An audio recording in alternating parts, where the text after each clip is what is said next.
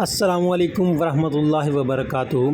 محترم اساتذہ کرام، عزیز طلباء اور معزز حاضرین، آج کا دن ہماری قومی تاریخ کا ایک سنہری باب ہے۔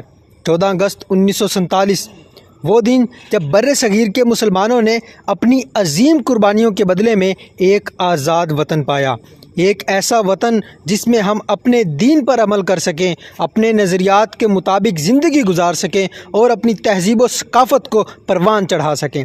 یاد رکھیے، یہ آزادی ہمیں کسی نے تحفے میں نہیں دی، یہ لاکھوں شہیدوں کے لہو کی قیمت پر ملی ہے۔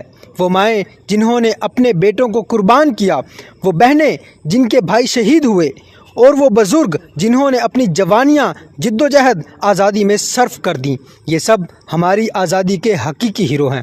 قائد اعظم محمد علی جناح کا یہ فرمان آج بھی ہمیں جھنجھوڑتا ہے۔ آزادی کا مطلب صرف جھنڈا لہرانا نہیں، بلکہ اس ملک کو عدل، ایمان اور قربانی کی بنیاد پر مضبوط کرنا ہے۔ میرے پیارے ساتھیوں، ہمیں یہ سوچنا ہوگا کہ کیا ہم نے اس قربانی کی قدر کی؟ کیا ہم نے پاکستان کو وہ مقام دیا جس کا خواب ہمارے آباء و اجداد نے دیکھا تھا؟ اگر نہیں تو آئیے آج عہد کریں، ہم پاکستان کی ترقی، اتحاد اور ایمان کی علامت بنائیں گے۔ آخر میں بس اتنا کہوں گا، یہ ملک ہماری پہچان ہے، یہ ملک ہماری پہچان ہے، ہماری جان ہے، ہماری عزت ہے۔ آئیے مل کر کہیں، پاکستان زندہ باد۔